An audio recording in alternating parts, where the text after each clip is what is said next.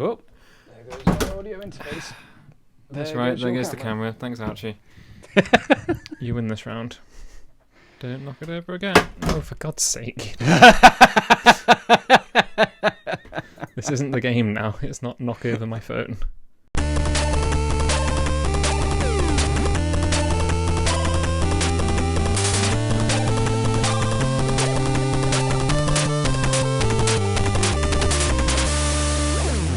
Hey guys, it's us, Hey. the idiots. Hiya. Welcome to the Classified Podcast. As always, my name is Hal, and as always, Never changes. It never changes. I tried once. It didn't really sit particularly well. I got arrested. Oh, and what did you go for? what did I go for? Yeah, what was the name change that got you arrested? I don't know. Classic improv can't comedy. remember. Hi guys, welcome to the Classic podcast. improv comedy. Gareth, man. Gareth Mann, worth the wait. Yep, that's it.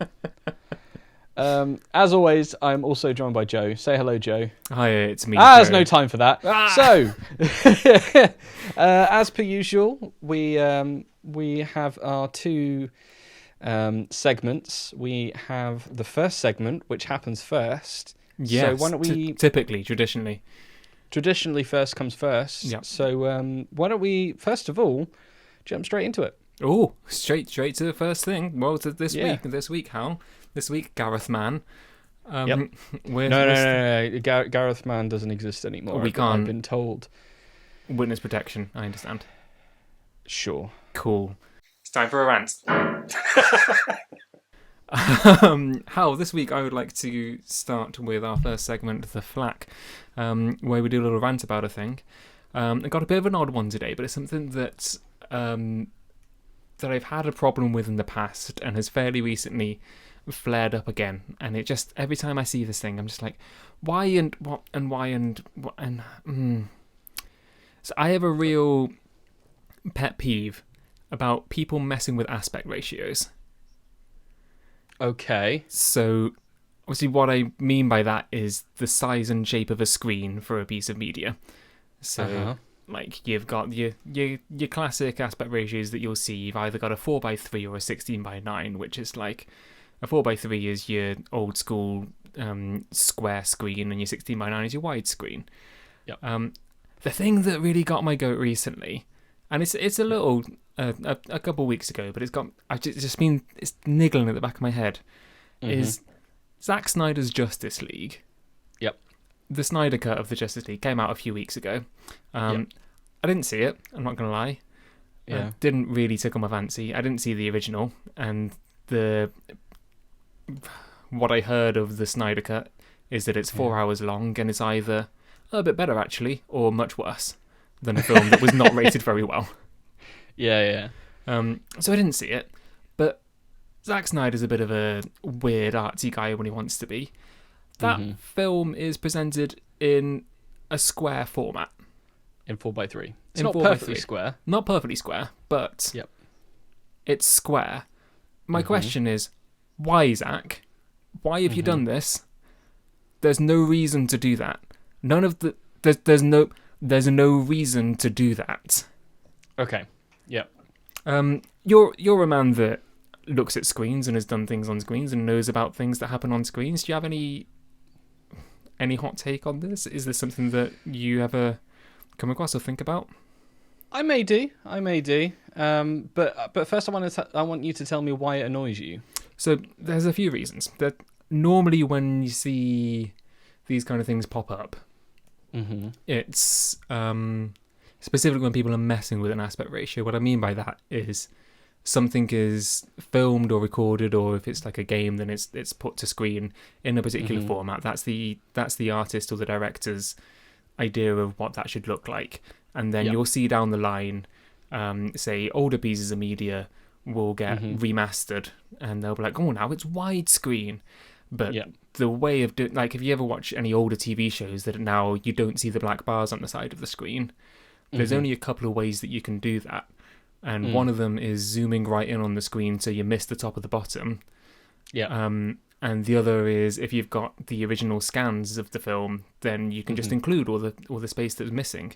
But the director of that, whatever you're watching, didn't intend for either of those things to be the case. So either you get weird zooms where you're missing half of the content and you're missing any of the intended framing that is important for the shot, or what you get half of the time is if you know that when you're looking through the camera lens, you've got the shot starts on the left here and it finishes on the right here, you'll have like actors standing off the side of that frame that then one of my favorite examples of that very thing is Malcolm in the Middle. Oh yeah. Was shot in 16:9, but presented in 4:3 at the time. Yeah.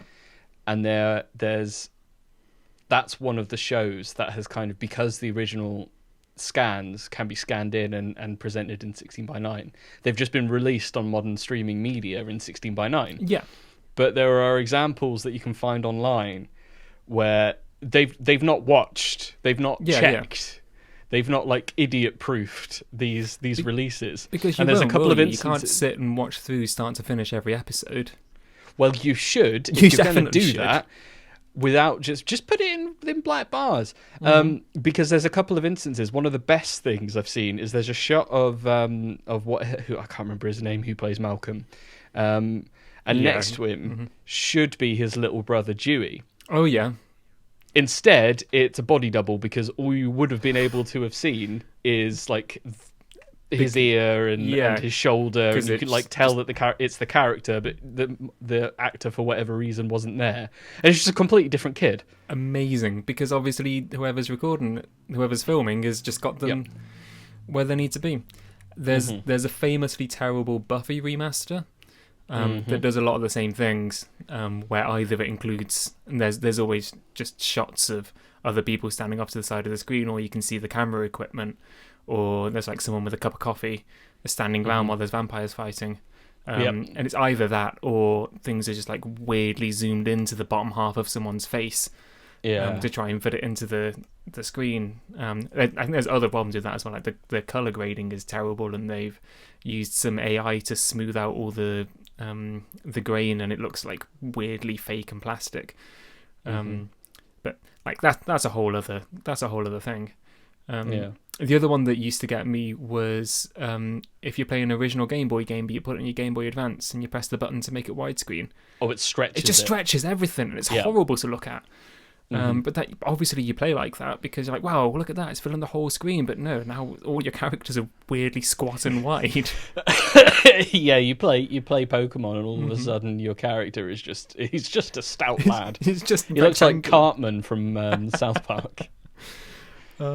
So yeah, it's always got my go. But the recent one was Zack Snyder, because the way that I see it, there are legitimate reasons to in the modern day do something in the wrong the wrong quote unquote format. Because modern screens are not square. No. If you do have a square, then it's for a specific reason, or it's old. So if you're gonna like intentionally put something out in a format of video that doesn't fit on everyone's screen, there's got to be a reason for it. And the main reason for doing that is to invoke a sense of nostalgia. Like, the one thing that I have seen mess around with it recently and do it really, really effectively was WandaVision, which really plays into it. And you watch, whenever they change the kind of realities in that show, the time period moves forward, they like slowly move the black bars out and it becomes a different aspect ratio. Or if you're in the TV universe and then it cuts to the regular universe, the black bars move around a bit, so it shows you, and you get this kind of subconscious feeling of, this is where I am now, because you're used to seeing... There's a moment which I in particular remember about that in WandaVision, where I think that there's because obviously it goes 4:3 in like the older stuff, moves to 16:9 in I think in the 70s, and then in the 90s and blah blah blah. All the while the real world stuff is in 239. Which is what movie format where everything's it's what the rest of the Marvel Cinematic Universe uses as a standard, so it kind of shows, okay, this is the real world because this matches. And there's a moment where Wanda kind of attacks a character, And as she kind of, her mood turns, her kind of confusion goes to, oh, why is this character acting out of character to this world I've created? Yeah. Oh, maybe she's from the real world. I need to get rid of her. Yeah.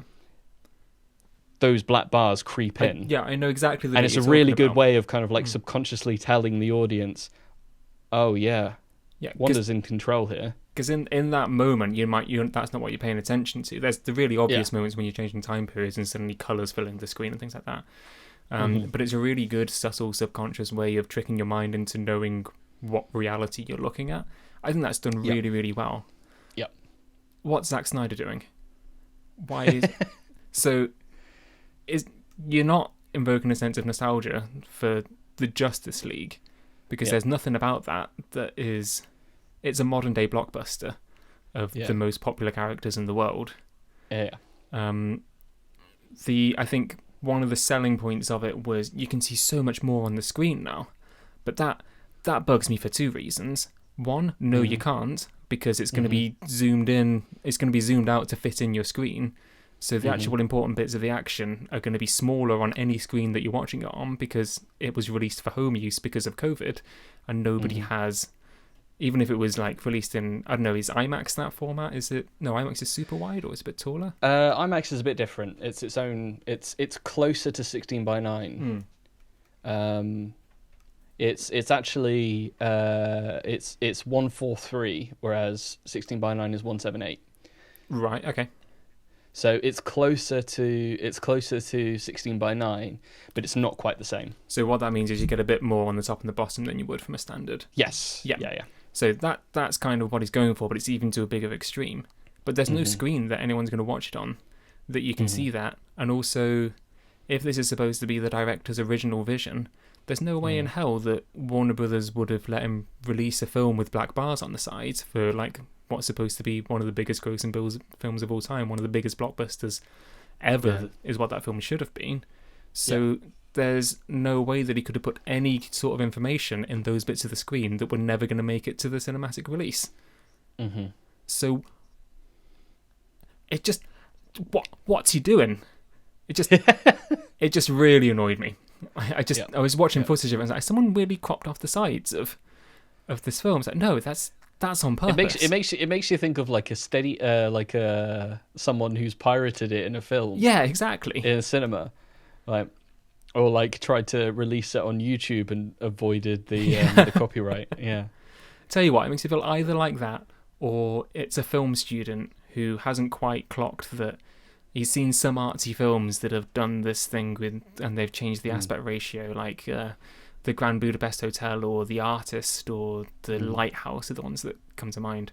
But all of those are specifically because they're either The Artist is an old silent film, so it's making you feel like you're watching an old film by changing the ratio.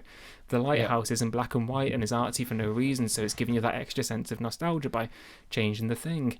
Grand Budapest Hotel flicks between them because some scenes are shot in the past and some scenes are shot in the present, if I remember that right. And it makes you feel like someone has seen all of them and like, artsy films are shot like this, so I'm going to shoot an artsy film and it's going to be in this. Yeah, I get what you mean. It's a weird nitpick that I'm sure nobody cares about, but it really gets to me. It just annoys Joe, me how. Yes, how.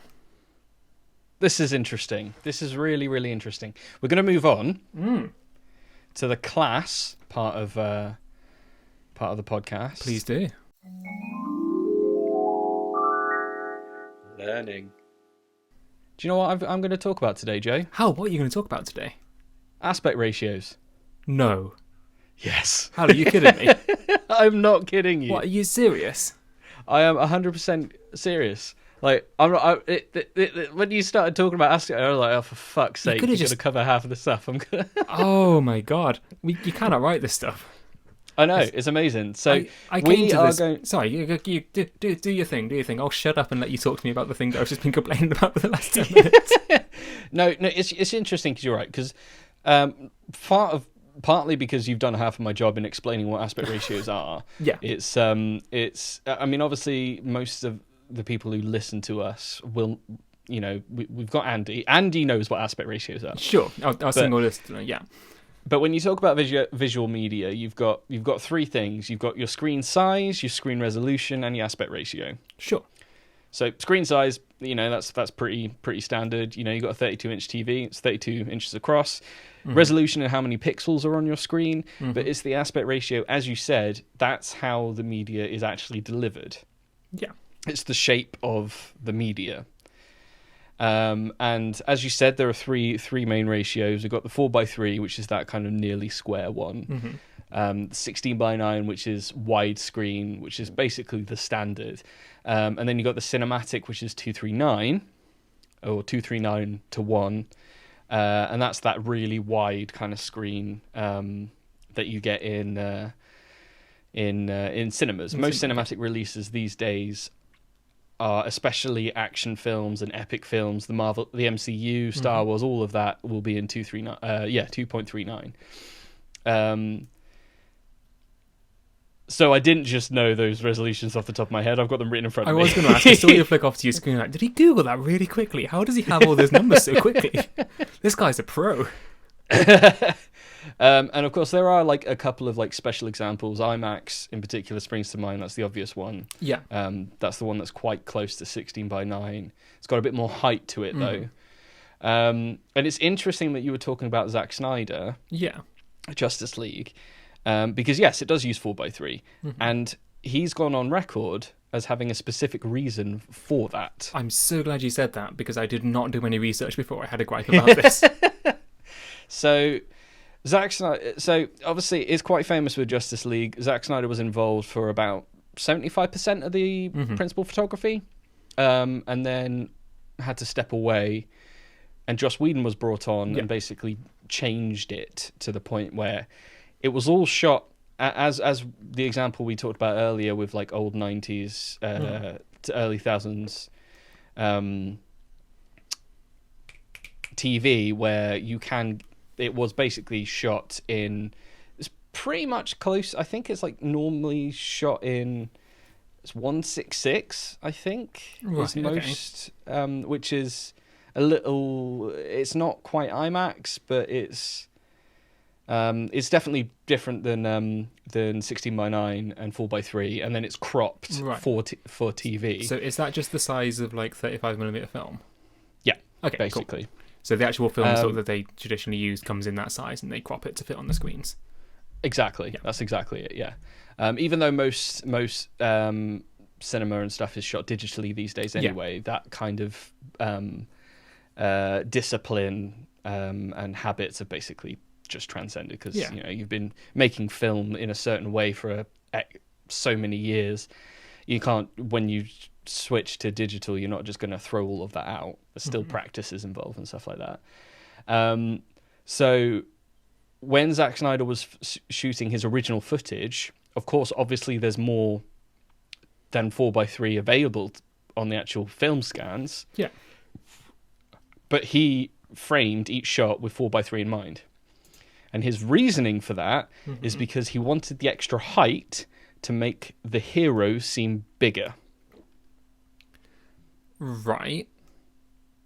Because obviously in 4:3 it's square, so there's more height than there would be in 16:9, 2.39.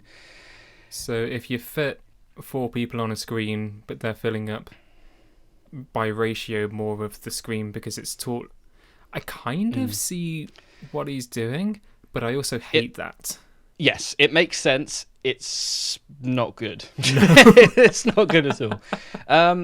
So I've kind of broken down a couple of uses, typical uses, and then typical examples of those uses. Oh yeah, how much of this have we already ruined?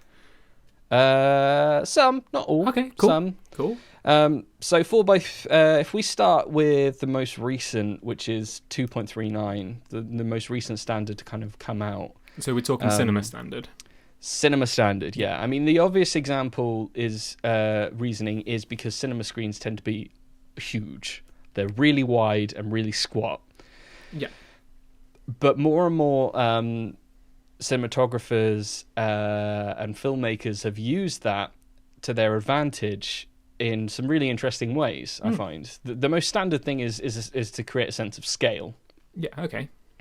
You've got tiny little... the actors are taking such a small amount of the screen, it makes everything else look, you see a lot of, like, a good example that's first sort of early uses of that resolution were Western films. Right, yeah. So you'd see these tiny little actors on their horses, and then this huge landscape. Yeah, so you get a real sense of scale. Like, I'm immediately thinking Lord of the Rings. Mm-hmm. Another good example. Fellowship walking across the mountains, and you see everything, and it's big and impressive. Yeah. And for that reason, that's why I think that's my favourite aspect ratio. Okay. It's just there's always a sense of scale to what's going on, which is interesting. Why Zack Snyder would go the opposite direction to elevate the sense of scale. If he makes the world feel cramped, then the people within it feel bigger. Yeah. In contrast. Yeah. I think that's basically his reasoning. Okay. Is why it doesn't really work. Yeah, no, it's dumb and it's stupid and I hate it. Yeah. But at least he thought about it for 3 seconds. Yeah, exactly. He is a filmmaker. He does have, there is knowledge there. He's got a good style, but maybe you just don't leave aspect ratios to like the Nolans and and your Andersons, Wes Anderson, etc. We'll come back to those in a minute, though. Okay. 16:9 is obviously the standard, basically, these days. It's the standard for TV. It's the standard for video games, basically. Console releases, I know PC can be a bit... PC, they tend to make it so you can... There's some wiggle room so you can put it to the size of your screen, because PC monitors now come in weird ultra-wide ratios that don't make sense. Yeah, exactly.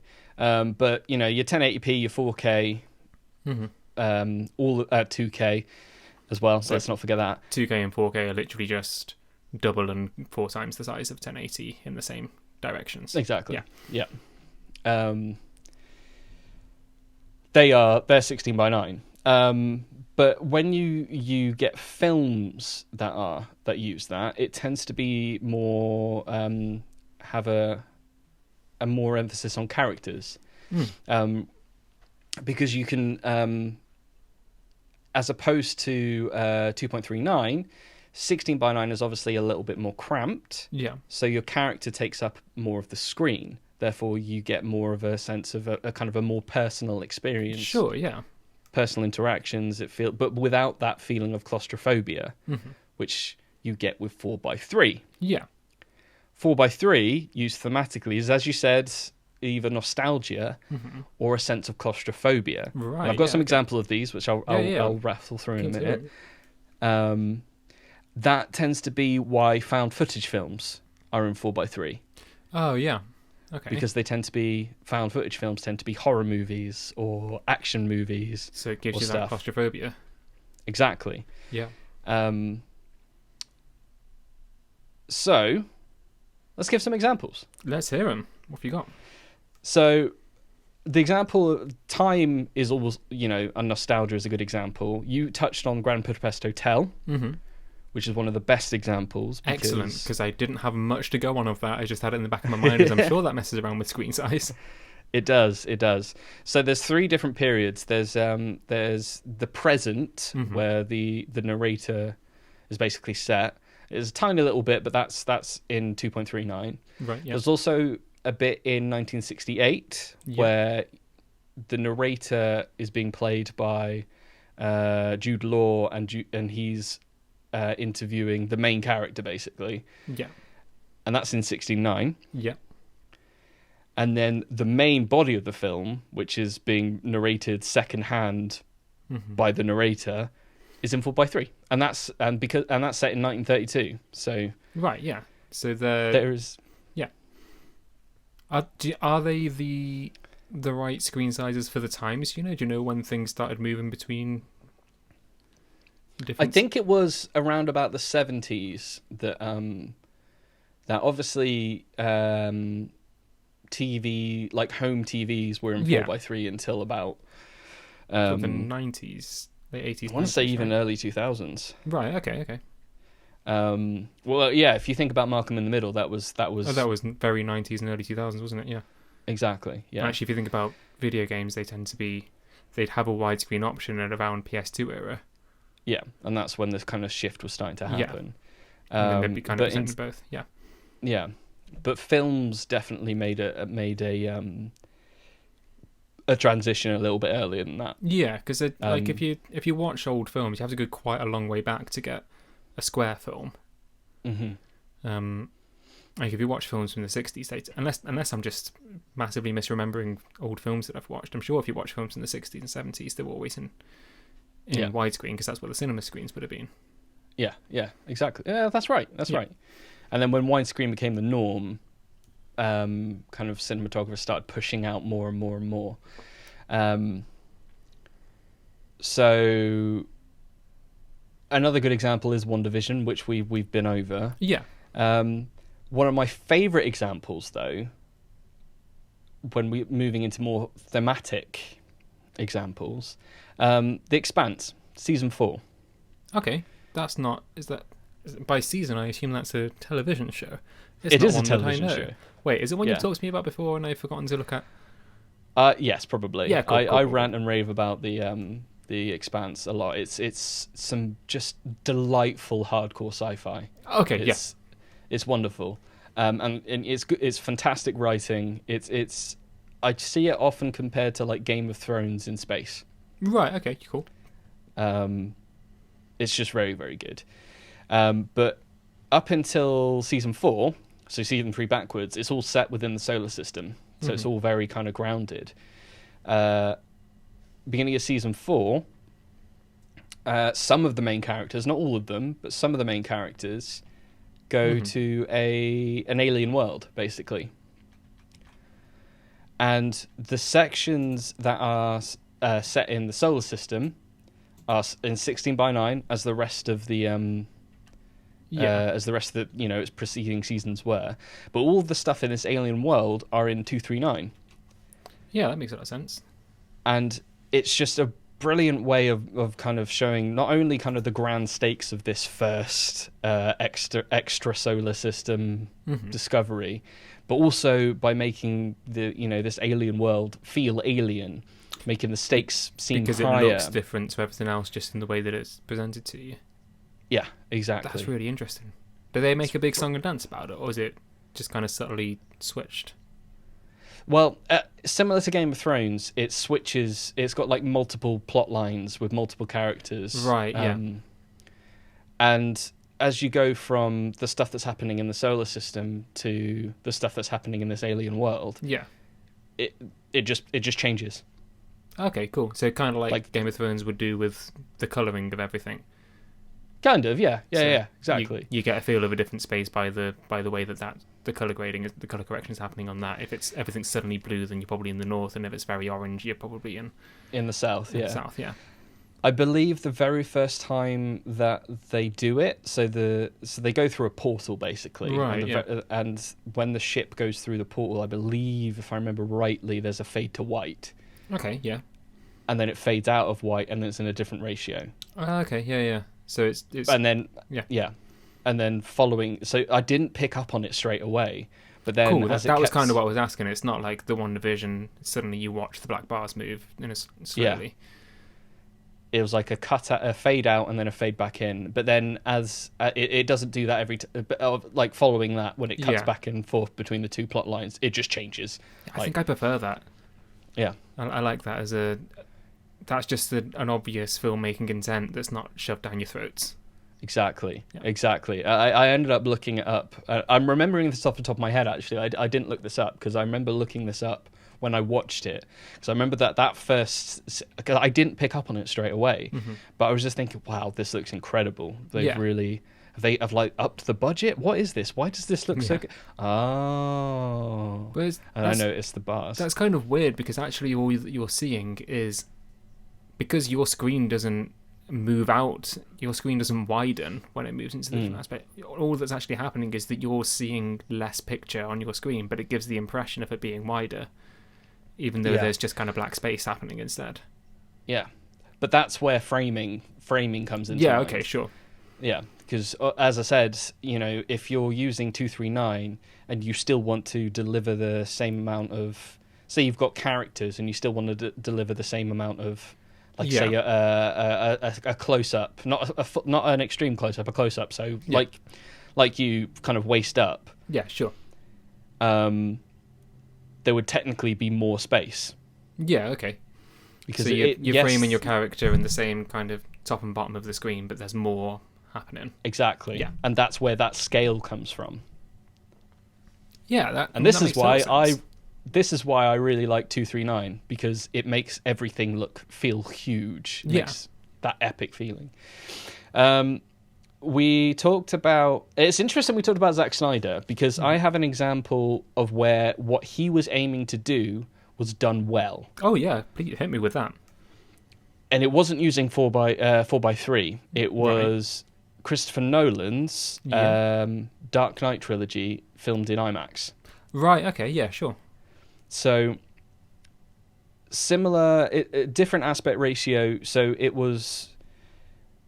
that was kind of around about the time, if I remember rightly, that 239 was becoming the norm. Okay, sure. And then suddenly you've got this film by this big auteur. It's a DC property that's filmed in this weird resolution where it's kind of looks taller. Yeah. And it was, again, exact same thing that Zack Snyder was going for. It was to make these characters, specifically Batman, feel bigger and imposing, because in the cinema experience, you'd be looking up more. You'd be looking up more. Of course, yeah, because IMAX screens are specifically designed to make you have to move your head around a bit so it feels more immersive. Exactly, yeah. So you'd have to physically look up and be like, oh that's a big scary Batman. Yeah, big scary Batman. Exactly. And that's I imagine that's what Zack Snyder was going for. But Christopher Nolan is just a much better cinematographer. So yeah, that makes a lot of sense. But by going 4x3, he's overshot it and really drawn attention to it. Mm-hmm. And it's like it's really noticeable when you try and watch that. Especially because he's released it for... This is specifically what I don't get, is why did he stick with that vision if he knew it was being released for... what was it, on HBO Max? Yeah, probably for the memes, or... Probably for the memes. Classic meme Lord Slider. I imagine what would have probably happened if he'd have stayed on for the entire project is that the film that would have been released in cinemas would have been in 16:9, because the original... cinematic release was in 16:9, which is another reason why it feels kind of cheap. Right, because it looks like TV rather than a film. Exactly. Yeah. And again, I've given some examples. Have I given some examples? I think I've given some examples of 16:9. Oh, comedies. Comedies tend to be filmed in 16:9 because they tend to be more character driven and there's character interaction, so they tend to be more. You don't need that scale. It's more about the people. A good comedy should be about people bouncing off one another. Yeah. Sure. So they tend to be in 16:9, and which is why it doesn't stick out and feel as alien when watching a comedy film, as opposed to an epic drama or It kind of feels friendlier and low key. If you stick it on a comedy film, you just stick it on and it could just be something that you're watching on TV. Yeah. Exactly. I've immediately got that vibe without even knowing it, and you could be telling me bullshit, and I'd just go along with it anyway. But as soon as you said that, if you stick on a kind of low budget comedy film, it doesn't give you that same sense of scale and epicness because it fills the screen like a TV would. That's really interesting. Yeah. There are certain examples. I think The Hangover springs to mind. I think that's in 239, but then that's again. This is something I forgot to talk about actually. 239 is sometimes used to make characters feel lonely. Right, okay, yeah.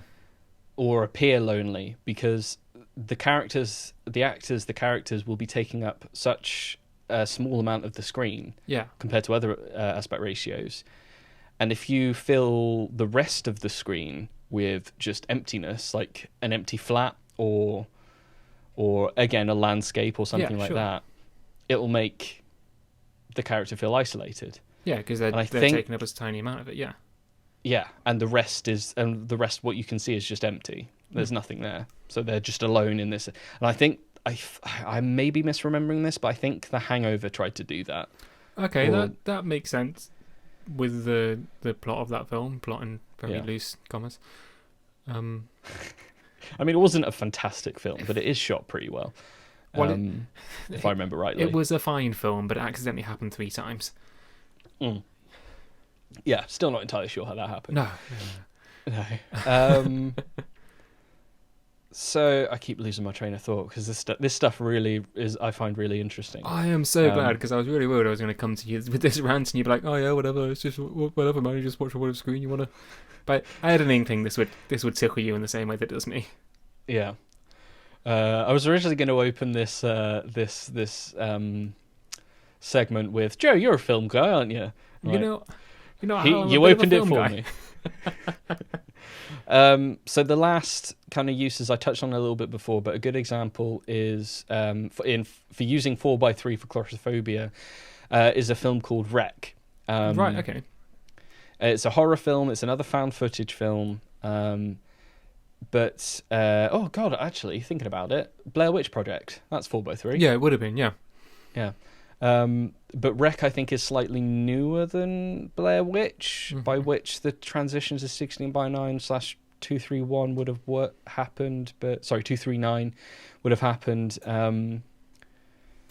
But it's still shot in 4x3 because it's found footage of a film crew going through this abandoned building that's apparently allegedly haunted. Turns out it is.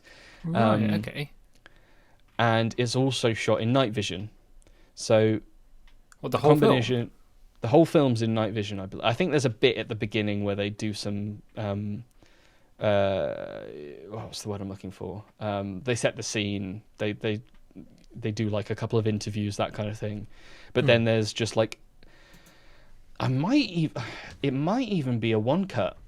I think like the vast majority is just like I think it is. If I'm remembering rightly, it's been a while since I've watched it, but I think it's a one cut in night vision in 4x3 of this cameraman who's behind the camera, so you don't even see him, and this woman going into this haunted house, haunted building. I think it's like an industrial building, and you really kind of get that feeling of they can't see anything.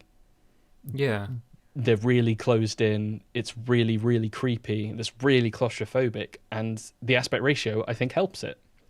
So I kind of feel like they're playing wanky photography bingo there. Yeah. Found footage, 4x3, night vision, with single cut.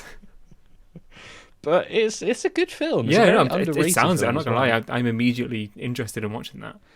It is French. Okay. And they did make if you are going to such a slight element of scorn, it's it's bloody French making films again. Who let them do that? Well, I was gonna. It was more for the fact that they did make an Americanized version of it, which isn't as good. I'm pretty sure it's in 16:9, but don't quote me on that. If you're gonna watch it, watch the original French version. Yeah. Because it's just shot so much better. It's got a hell of a lot of charm to it, and it's a fantastic example of that kind of cramped 4x3. Well, there you go. There's one to watch. I'll stick it on the watch list. Yeah. So yeah, I was going to ask you at this point. Have you got any examples? Go as if you were going to do it. Let's play it out as if I hadn't ruined all your plans. So Joe, are there any good examples of playing with aspect ratio that you like? Oh, Hal, I've got some real things about playing with aspect ratio. It's something that really gets my goat when it's done badly. I mean, the ones I said, I was just as you were talking, I was having a little look up to see if have you seen the film Room? As in Room, not The Room. I think it rings a bell. I think I have. It's the one. It's Brie Larson. First 2/3 of the film. Do you know which one I'm talking about? Yes. Isn't it like 2/3 of the film are in 4x3 and then they break out and it's in. So this is what I was trying to find out. I couldn't find it in the time you were talking. I couldn't find a way to do it. But the premise of the film is that a kidnapped woman has raised a son in captivity, and like that's all that the kid has ever known. and it's one of the absolutely fantastic film, but it's a film I'll only ever watch once because I've never had like a more harrowing experience at the cinema. Right. Like it, kind of a decent spoiler for the film, but there is a sequence where they escape, which happens about 2/3 of the way through, and I've never been the kind of big feel of release you get at that point after having shot the entire film within literally 4 walls of like a shed, and that's the entire existence, and then suddenly it opens up. I was just trying to find out if that used that trick, because it definitely feels like it should have. No idea if it does, but I just wanted to talk about Room because it's a damn good film. Yeah, I've not actually watched it, but I have heard good things about it. Yeah, I'd really strongly recommend, but as someone who gets a bit claustrophobic, it like, God, it hit me. Yeah. That film. But yeah, it's like the whole thing about sci-fi films. If you're filming something on a spaceship, you have to cut to outside of the spaceship every few minutes, otherwise it's too claustrophobic and you can't concentrate on it. Yeah. If you're ever watching something that's just like a crew is traveling through space, you'll always get shots of space in amongst the interior shots, even if no one is exploring outside, to try and stop you from feeling like that. But that film doesn't do it. It really holds you captive, so to speak. That's really cool. It's really cool. I need to watch that. But yeah, I was just wondering if that uses the. I will find out at some point if that does the same thing, because it definitely gives that same kind of feel of there's a change of world that happens halfway through. That may or may not be completely irrelevant to the topic. It doesn't. It doesn't. Well, there you go. No. There's ways of doing it without using that trick then, and it works really well. But yeah, I'd love to see what that would have felt like. Yeah, that's really cool. Maybe you should make a fan edit. Maybe I'll make a fan edit. Maybe I'll sit and do the thing that I just griped about for ages with weird zooms in at the wrong basis and ruining all the framing of the DP. Yeah, just become like the ultimate. What's the word I'm looking for? When you contradict yourself. Hypocrite. Yeah. I've just thought off the top of my head as well, another example of when it doesn't work. Oh yeah, hit me with that.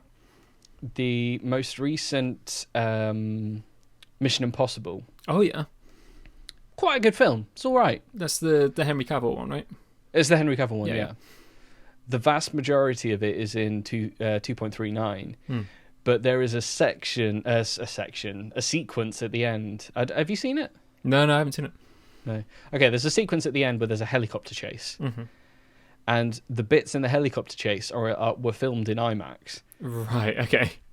And yeah, it's a typical action film where there's the action, and then it's smashed interlaced with kind of character interaction and like talking to one another, and there's like one furious thing going on over here and another furious thing going on over here. Furious probably is not the right word. Frenetic might be a better word. But as it's cutting between the bits where Tom Cruise flying a helicopter and the other characters doing the other thing at the other place, it just keeps switching aspect ratios. That really reminds me of when they were really trying to make 3D a thing, and it like takes you right out of the immersion when you're like, this film was shot with 3D cameras and you can see things that are obviously flying towards a camera to make it look like it's 3D. And it's like, oh, that's the 3D scene then. Great, I'll put my 3D goggles away now. Where they've clearly just done it for the spectacle, for the scenes with spectacle, a shot like this. Did the Hobbit trilogy do that as well? I know they did the weird thing with, was it the frame rate? Might have been the frame rate. Where it was shot, because most films are shot at like 24 hertz, am I right in saying that? And that was shot at 48? 24 FPS, yeah. You're right. Yeah, that's what I mean. And it was kind of weird because that's the only thing that you ever watch that's like film or TV is like soaps are the only thing that are shot at that kind of film, because they're designed to make it feel like reality. Yeah, exactly. There was a weird example of Gemini Man was filmed at... Did you watch that film? I've not watched it. Okay, cool. Just checking. That seemed like a film you shouldn't have watched.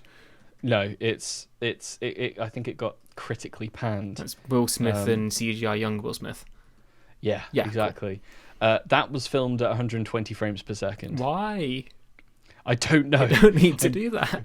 I'm genuinely a little bit scared. I'm just curious as to see why. But yeah, 120 frames per second. I kind of want to watch it. I don't have a screen that can display that. No, neither do I. That's all. I think I can do 50. But yeah, just mad. Absolute madness. But yeah, that's we talked about aspect ratios twice for a really long time. But you know what? I'm down. At least we both knew what we would do. You can't. This is one of the things about us not talking to each other. We get the surprise about what we're going to talk about, but sometimes we massively overlap. Yeah, well, the last time it happened, we both talked about games after agreeing not to talk about games too often. This time we've actually just got the same literally the same topic. I can't believe that we did that. I promise this was not rehearsed, because why would we rehearse that? Yeah, gotcha. Exactly. Right. Oh, then let's talk about what we've been doing this week. I suppose we ought to. That's the other thing that we're doing this podcast this week. Oh, how the world's opened up again, hasn't it? A little bit. Oh, just a tad. We went to the pub. We went more than once. More than once. That's it. That's my week. But how? I've been to the pub twice. Yeah. Sat outside, obviously. Doing everything safely, but had a freshly pulled pint, brought to me at a table, sat with some friends. Yep. I've seen more than the same one face. Nothing wrong with that face. Two faces. Two faces. One of them's smaller and furrier. And a lot more devious. Yeah. Yeah. Rascally. Yeah. But it's been so nice just to get out of the house and do something other than go for a walk. Mm-hmm. Like, it really makes me appreciate the little things that we've been missing out on for the last over a year now, isn't it? God, it's over a year. Yeah. And that's been lovely. It was absolutely delightful, especially the second time. The first time, I think we were a little bit late and it was a little bit chilly, wasn't it? But it was just like, oh, we're in the pub. It was really exciting to be in the pub, but it was a little later in the evening. It was March. No, it was April. It's pretty end of April now, Joe. I'm not recording. Yeah. What am I saying? I'm not doing the thing where I forget to edit it for 6 weeks again. Yeah. But yeah, it was the second time was a little bit earlier in the day, and it was just, do you want to go to the pub? Yes. Yeah, and you just can. Yeah. And we went. It was lovely. Had other things on that day, but I got a message saying, do you want to go to the pub? I was like, yes, I'm going to the pub right now. I don't need to do the rest of the gardening that I was planning on doing. That's also been nice. The new house has a really nice garden. And by really nice, I mean it's a small flat in the pretty much inner city, but in terms of small flats in inner city, it's a really nice garden. Yeah. I'm looking forward to hanging out in it when we can. Yeah. I think we can now. I think we can, yeah. You should, tell you what, when you finish recording, pop round. We'll crack open a beer. Bit late. Yeah. I'm still not nearby. Yeah, that's fair. I'm not nearby enough yet. I suppose that's one of the things I did this week. Moved Emily into our new flat. You did, which I will be joining her at the end of the month, which will be nice. That'd be really lovely. Yeah, I and was we're there to give we're you basically a hand with some neighbours boxes. at that point. Yeah, this is crazy. We've both we've lived in the same city for a few years, but never lived like super close to each other. It's always been a decent walk, and just by pretty much random happenstance, right? We happen to have both moved house pretty much at the same time to the same road. The same road. It's a long road, but the same road. It's still a walk, but it's the same road. It's crazy and it's delightful, and I look forward to hanging out with you, without the need to get a bus, public transport, or not drink so I can drive. Yeah. That's really exciting. We apologise in advance for the quality of our podcast slipping when we drink more. Yeah, very, very probable. Can't wait for that to happen, not gonna lie. Yeah, me neither.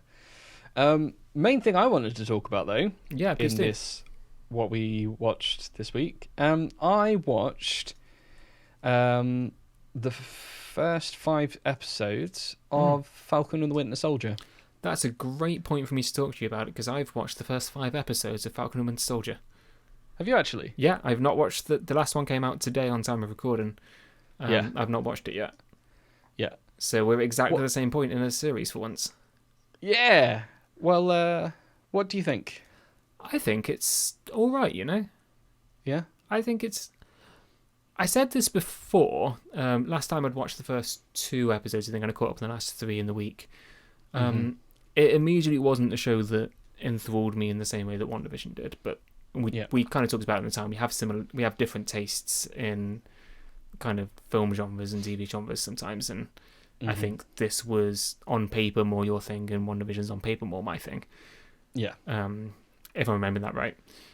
It's No, picked up a bit. You're right. There's some things that I have problems with, and there's some things that I like, and there's some things that I'm entirely medium about.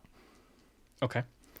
Shall we go through them one by one and back and forth? Go ahead. Well, tell me what do you like? What do I like? Weirdly, the thing that stand out for me is Zemo.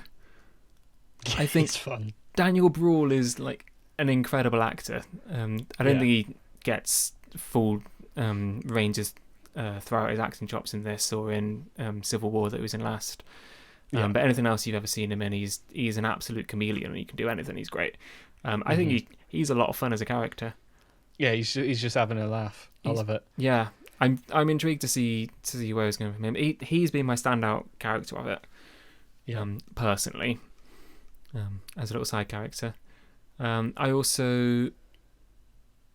think John Walker, new Captain America's character, I think it was a fairly predictable arc. I'm not sure if that's just because I may even be wrong, but I'm sure it's very similar to how that character or other Captain Americas that aren't Steve Rogers have played out in the comics. I've not read huge amounts of old Captain. So America. yeah, I did a little bit of reading on it. It is basically exactly the same.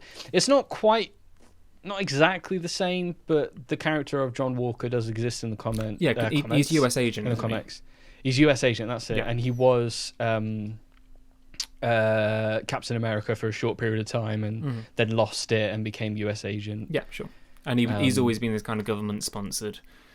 Yeah. What the American government thinks that Captain America should be, and he's not managed to live up to the mantle, and that's kind of where you could see it going from the first episode. Yeah, exactly. Even though he's very, very full of bravado and very thinking that he's going to be the best man for the job, you could kind of see that was probably where they were going to play that character. I think he's acted it really well. Oh yeah. I think it's considering. I can't remember his name now. Something Wyatt. That rings a bell. Yeah. The only other thing I've seen him in before was Black Mirror. Oh right, yeah. It's stepping into the MCU at this point for an unknown actor is, or I want to say unknown in loose terms because he has been in other things. I did look at IMDb him, and he has been in a couple of things. Right. Yeah. But it's still quite a big thing to step into, and he's really, really done the role really well, I think. Yeah. Wyatt Russell, I've just looked him up. Wyatt Russell, that's it. Yeah, that's he's really remember his first name because that's not a first name. Yeah, I mean, considering the kind of heavyweight world he's jumped into and the actors that he's on, obviously it's not like he's working alongside Chris Evans and Robert Downey Jr. It's people who are side characters in these films, but they're big names and they've been inhabiting this world for a really long time. Yeah, and I think he stepped into that really well. Yeah. Give me a thing that you like about it.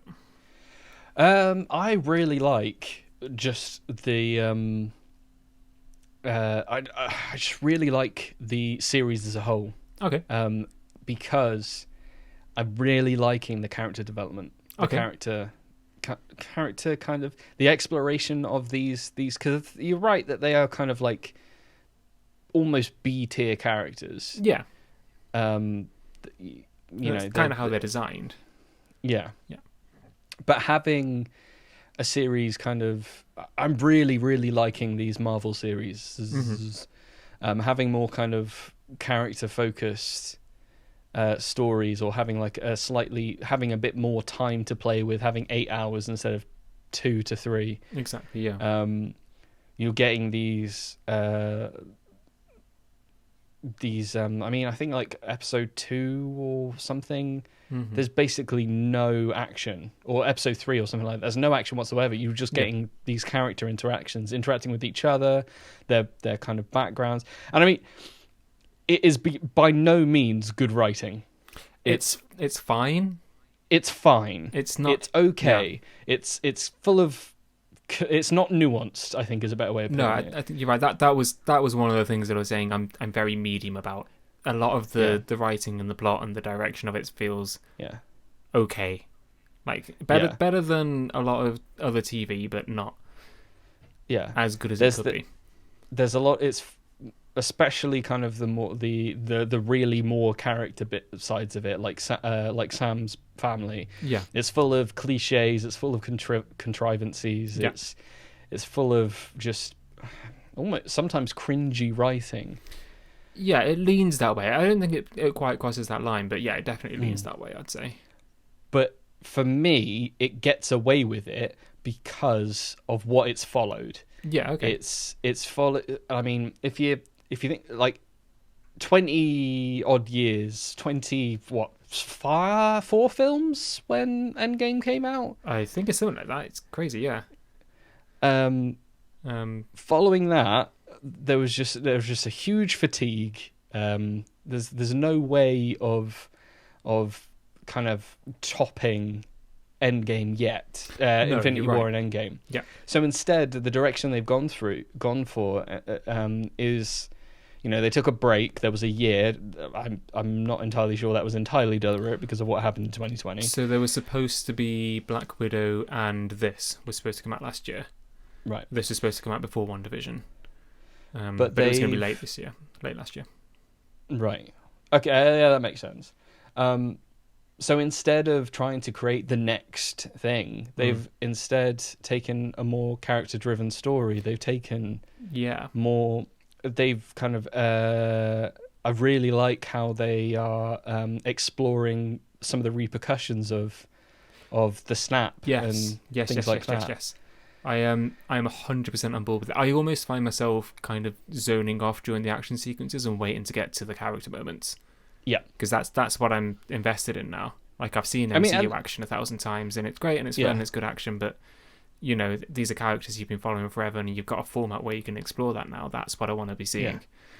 And that's what I'm really, really enjoying. Yeah. Really enjoying. I mean, and that's why I'm giving the writing passes. I'm giving the plot and the narrative is fine. It's okay. It's surfaceable. But because it's doing that, it's like I'm really enjoying this. Really enjoying this. And I was thinking about it in preparation for this. I think it's because I'm enjoying it so much because it's more like what the comics actually do. Yeah, because they have the space to do it. Yeah. They have, it feels... Especially the more modern comics definitely do. Because they have all of this pre-existing universe, the pre-existing events, pre-existing characters. It feels like a 6-issue special run of, let's just do like, they did like Wolverine versus the Hulk. That was like a 6-issue thing. Yeah, sure. Where they just threw these two characters together and gave them a plot and saw what happened while exploring the characters a little bit. It feels exactly like that. Yeah, I like that analogy because that thing kind of, it feels like the progression of how comics have gone. Like in the 60s, you very much had to have an enemy of the week, and you have a fight, and then you come out victorious at the end, and then very occasionally you get some longer arcs, but there'd still be the right action beats to drop in, and then things would be delivered over time, and then by the time you get to the noughties comics, I think probably the big heyday of modern Marvel comics between kind of 2004 2008, where you got things like Civil War and Planet Hulk and all the it was a big event every year, and every big event was a great thing leading up to kind of Secret Invasion. There's been good things since, but that was a real golden age. That was the kind of things that they were doing at that time, and I suppose these are even storylines that they've adapted lots of, and that's kind of where they're picking up on now. Where back end of Civil War, where Captain America dies in that comic, and then it's about who takes on the mantle of Cap, and it's Bucky in the comics. But yeah, I like that analogy. That kind of follows how, if you look at the movies versus the TV shows, it's kind of, you can get character moments in here, and you can build characters from character for character. You can build plot lines and character moments over long periods of time. But you very much got to have, this is your issue of the week. This is what's going to happen in it. There's going to be a build, a climax, and an end. Yeah. So it's nice to be able to see it expand over a longer period. Yeah. It's like a really, really good middle ground of there's one plot over the whole of it, but it's given a little bit more room to breathe, giving these characters a little bit more room to breathe, and kind of that. You know what it's done? It's done the impossible. It's made me like Falcon. You are vehemently against Anthony Mackie, right? Am I right in thinking that? Am I thinking of someone else? You dislike him as an actor? I dislike him as an actor, yes. But my God, he's given. There are moments in this where he's kind of given opportunity to show his acting chops. Yes. I think it's been a little hit and miss with him in particular. I think he's a harder character to do because he's just kind of been fun. He's been fun sidekick for the whole way through. He's not been given a lot of meat. There's the bit at the start of Winter Soldier where you first meet him and he's running his therapy sessions, and that's I liked him then. Yeah, you liked him. I liked him.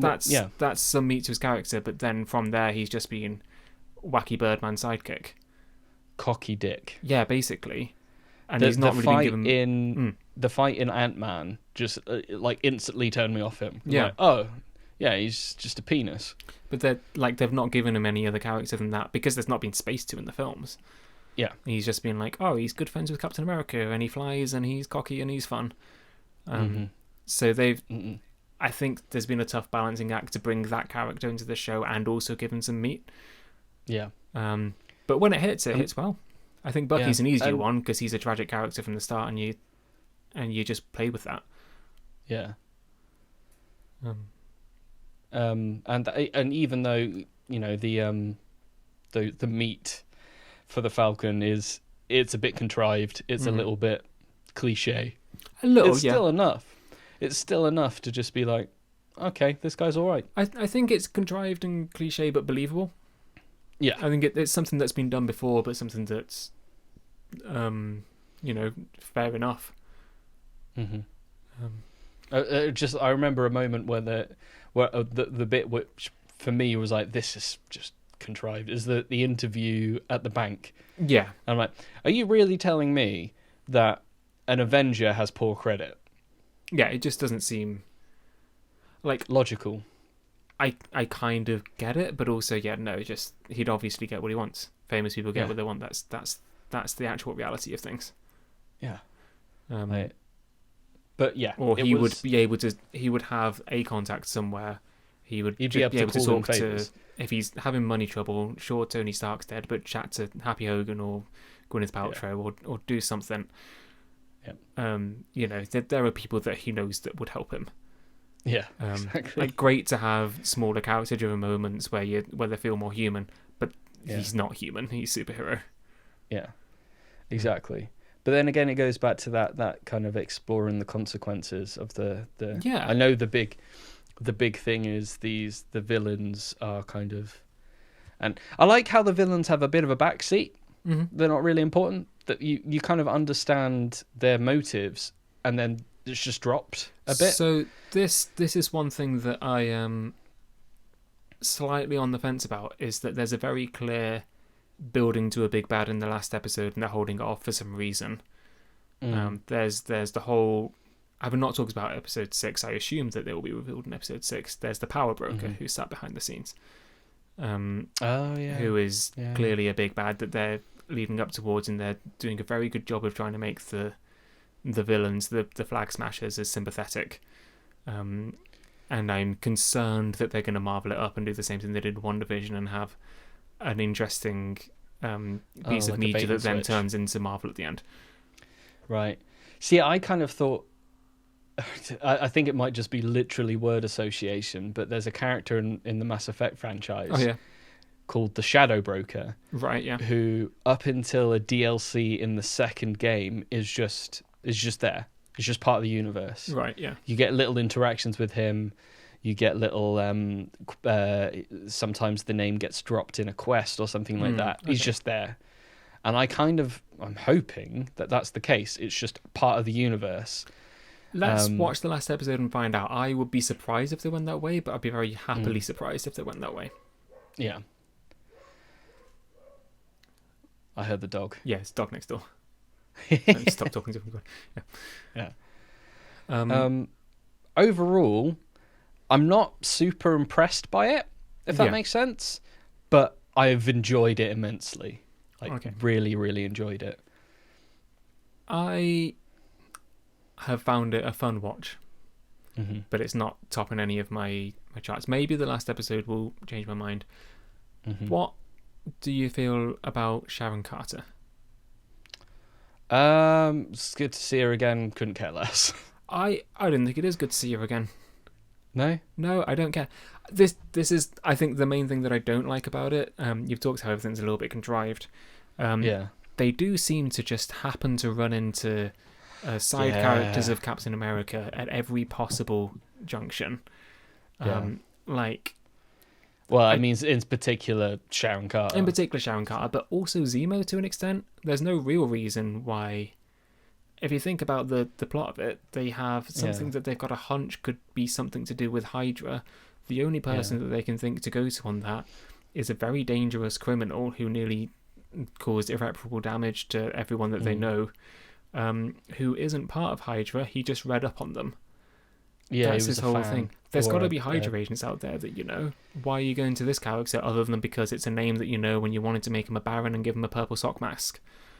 Which I'm all for. Great. I love that they just dropped in the big 180 to his character of in Civil War he was just Zemo, some Sokovian soldier, and he was just a regular guy, and that was the whole point of his characters. It was like anyone could do this because he's just one guy, and then they're like, and then they retconned he is based on Baron Zemo, who's a big character in the comics, and he wears a purple sock mask, and he's rich and is a Baron, so we're just going to make that also. It's always been the case. It's always been this guy.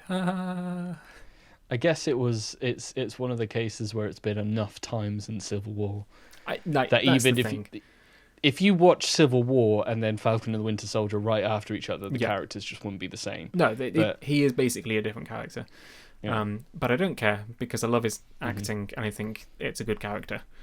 Yeah, I think I let that one slide, and then when Sharon Carter showed up, that's when it was like, oh, okay. Because they're just in they're in a very different place, and she's just there in the same place that they happen to be for no reason, and now she's an art fence and kind of a bad guy because she's had to find a way to survive, but it happens to be in the place they happen to go, and she happens to have all the right information. Also, she was like, I'm pretty sure there's a point at which she said, oh, well, I had to disappear after the events of Civil War. No, she wasn't. She was a member of the FBI. What's that about? Wait, yeah, she was. Wait, there's a distinct moment where she's in a shooting range with an FBI vest on going, this is what happened to her. I'd completely forgotten that was a thing. Yeah. That's like end of the film, you see what happens to all the S.H.I.E.L.D. agents. Maria Hill goes and joins Stark Enterprises, and then... Oh no, that was after Winter Soldier. Yeah. Yeah, but then Civil War happened, so she would have had to disappear after that, I guess. I think that timeline does track. Yeah, no, you're right. But I still don't see where she's going. Here's my slight concern, is that she's clearly hired Batroc the Leaper, great character, love his inclusion. He could ham it up 58% more as he does in the comics, where he's a ridiculous leotarded man with a twirly moustache and he just does big leaps and kicks. But I'm so glad they're leaning into that character. I think it's very possible they're moving to a twist reveal where she's the bad guy for some reason, and I don't want her to matter. Yeah. Her existence just makes the whole... I don't know what it is. There's nothing to her as a character. She kind of existed to be a love interest. She made out with Captain America that one time. Which was weird, and everyone thought it was weird, because then he went back in time and fell back in love with a great aunt. Yep. Weird. It was just odd, and there was no chemistry between them as actors. Yep. It was just there. She didn't really have any character other than related to Peggy Carter, decided to be in love with Captain America for some reason. She didn't have any particular skills or abilities. She was just fine. Yeah. There are more interesting characters in the universe. I don't want her to... Like, I feel bad saying get rid of one of the slightly few and far between female Marvel characters, but she's one of the weaker. Yeah. Instead, there are other options. Get Maria Hill involved instead. Oh yeah, Maria Hill is always good. Always good when she shows up. But talking of strong female characters, yeah, sure. I'm really enjoying the Wakanda. Just the fact that they're there. Yes, that felt good. That felt natural. That felt right. There was a little bit of why is Ayo I think her name is instead of Okoye there instead. And I feel like that was a little bit of a budget thing, but also it probably tracks in universe. They wouldn't send like the head of the leader to go and track out this one person. I did like that. Always good to see Wakandans do anything. And the Dora Milaje are amazing, and I love them, and they're great. Yeah. I did particularly like that scene where they turn up, wreck everything, and Zemo is just like, oh, peace out. Yeah, cool. Off you go. Bye, guys. I'll just disappear now. You're literally here to apprehend me, but I'll just slip out the back. Whoop whoop. I mean, I'm very visible. I'll just flush myself away. You guys are supposed to be pretty good at this. Bye now. Yep, that was good. What would you say? Last thing. What would you say is your favorite moment in the series? Probably that fight, actually. Yeah, it was a good fight. Which is weird after we've just talked all the time about me kind of cutting through the action a bit to get to the character moments. I do like Isaiah Bradley's character, but the second time that you meet him. Yep. First time, okay, but it felt like a bit of a gotcha moment. Second time when he actually sits and has an actual conversation with Sam, I think that's a nice bit of TV. That's a good moment. That's asking questions about the universe in a way that feels like they should be asked. Yeah. But I like it when the Wakandans disable his arm and it falls off. That was good. It was just a fun moment. Yep. What about you? Well, I was going to actually say what you said about Isaiah Bradley, but my second is also an arm-related moment. Oh yeah. There's a tiny little line which kind of just stuck out to me. Bucky uses his non-robotic arm to tighten because something. he's right-handed. Because he's right-handed. That was just a real nice character moment. I don't really know why that's a nice character moment, but it really stuck with me as well. Like, oh, that's nice. Yeah. He's human after all, even though he's got the big strong arm. He uses his other one because it feels more natural to him. Because he's been kind of... There's a lot of kind of subtext to that, because it's an arm that he's been forced into having. It's not his own choice. That's genuinely... That's a nice moment. That's a good bit of writing. Yeah. And whether or not that's a moment that happened in the comics, I don't know, but it was just nice. No idea at all. I've read a few. I read the original Winter Soldier arc because it happened around the same time as Civil War, and I was reading all the comics around that time. I've not read anything else that's happened post there, to be honest. Yeah. But show gets a thumbs up for me. I'm not sure if it gives me a 2 thumbs up. We'll see how it ends. But it's. I don't regret watching it.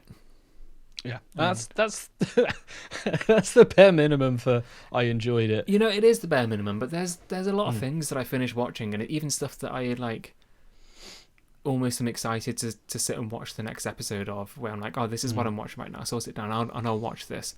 That I genuinely think I didn't need to have done that. That didn't really do anything for me. It was just something to pass the time in a way that was mildly enjoyable. I don't regret watching this.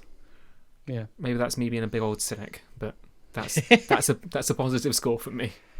Yeah, that's quite a good way of putting it, and it is a good bit of TV. It's not the most nuanced. It's not the most beautiful. It's just fun entertainment. Are you preferring this to WandaVision? I think WandaVision still takes the cake for me, just because it's weird and wacky. Thematically, WandaVision was better. Yeah. It was more impressive. Yeah. But I prefer these characters. That's fair. I prefer other way around, I much prefer if you show me them off screen and on the page. I just like the brightly coloured ones. Yeah. Not the dudes who can punch and shoot. I like the weird magic woman and the definitely magic robot. Let's not pretend he's not magic. Yeah. No, I think Bucky, Winter Soldier, he's definitely becoming one of my favourite characters in the whole MCU. Just because of the arc of the the Lazarus and he's definitely got one of the best arcs. Yeah. Because even if it's just because it's a bit of a slow build, it's not thrown in your face as much. Yeah. A lot of his arc happens as a secondary character. Mm-hmm. Although I suppose he kind of was a primary villain in Winter's. I mean, it was named after him. Winter Soldier. It was the titular character. Yeah. Yeah. But he still took a back seat in that film. It was good what you mean, because his redemption doesn't happen in that film. No. I'll tell you what it is. He's never a point of view character. Yeah. He happens in the context of everyone else, and this is the first time that you're following him around. Mm-hmm. Even Civil War, where that was also a lot about him, I'm pretty sure he was pretty much only there. Maybe I'm misremembering, but it feels as if he's pretty much on the screen with the other main characters. Yeah, I think there's only one moment where he's on his own and is the central bit, and it's when he's being activated, so to speak, by Zemo. That was the bit that I was just questioning myself on. But that is obviously the plot of the film at that point is happening. Yeah. Where you're watching the villain happen. I think that's probably him existing in the context of Zemo rather than he was someone that you're following through the film. There might have been an earlier moment where he's just walking around Budapest or something like that. Yeah, you may well be right, and I may be misremembering, but that's definitely the memory I have of it, which I think is valid enough.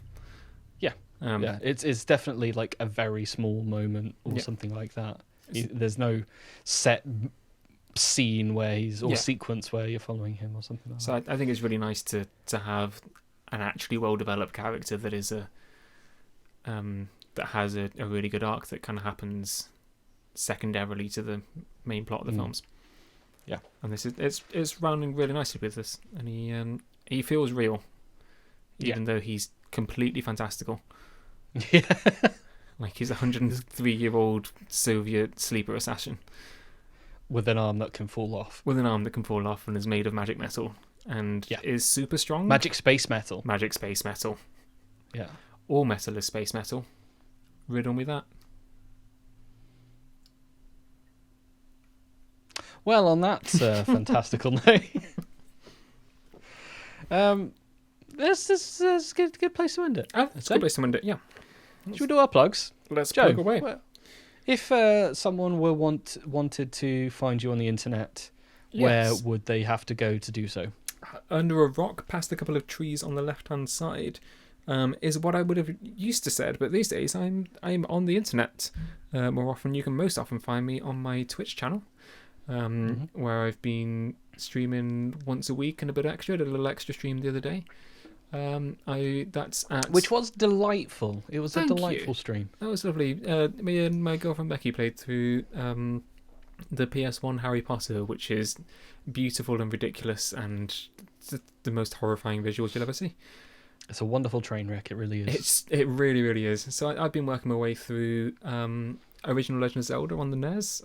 Hopefully, by the time this goes out, depending on when this goes out, it'll either be the last stream or I've just finished that game finally. It's taken a really long time. I've got some fun things lined up that I want to do, and I'm going to be doing some more kind of one-off streams. Come find me there. You can find me at twitch.tv/HPDOW. That's Howard Pringle, Destroyer of Worlds, of course. Other than that, I'm on YouTube and Instagram very occasionally at JoeGoddardMusic. Come and say hi to me. In a way, I ran out of steam for my sentence. Where can we find you? Well, I'm really glad that you told us how we could find you pre-internet when the question was how can we find you on the internet. Well, I meant that metaphorically, because if you wanted to find me, you can find me, but I'm not going to be doing anything. Okay. Is what I meant by that. Maybe that wasn't clear in my delivery. I'll splice this bit into that bit when I do the edit, and that will make that whole section make a lot more sense. I'm sure it will. Yeah. You can find me on Twitch, YouTube, and Instagram at /HalDiamond, HALDIMOND. And then Twitter, which is also there, but is different. Has to be different. There's one thing that is just not consistent, and it's Twitter, which is Hal_Diamond. Welcome to episode, however many episodes this is, of the Hal tries to get his Twitter handle back saga. If you'd like to start a letter writing campaign to make that happen, obviously please address them to Twitter, but if you could include us in your emails, you can reach us by email at pod@classflack.com. If someone could please have a look through. Someone could please Tank. I know you're Tank. I know you're listening. Tank, I know buddy. you've been meaning to email us for the past few episodes. Just send the goddamn email. You've got a draft. I know you've got a draft. Yeah. Pod gets paid by the email, so he is starving. Yeah, he is a starving child. Oh no! I didn't realise we were doing child labour. I mean, he's above board. It's totally above board. He gets the minimum. He gets a living wage. Please email us. Please say. Or of course, if you're watching this on Hal's YouTube channel, leave us a comment. Say hi, and we'll have a look. Yeah. Oh, I wonder if anyone has commented on the most recent. See if there's anything worthy of our time. I think there might be, actually. Oh yeah.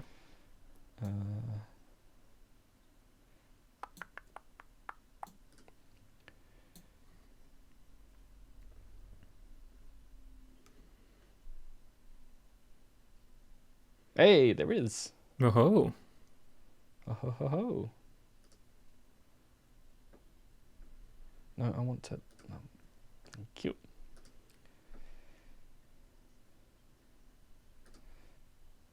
Of course. I'd forgotten. It's Linkster66 who showed up on my Twitch the other day and subscribed. He's a Linkster66. Very nice person. He's been around for a long time, apparently, on my YouTube channel. I say apparently. They gave evidence. They talked about Let's Plays that I did like 10 years ago. Nice. But they said this is quality YouTube content. Well, hey, thanks, Linkster66. Comment again, and you'll get an extra shout out on the podcast. Someone please Yeah, you will.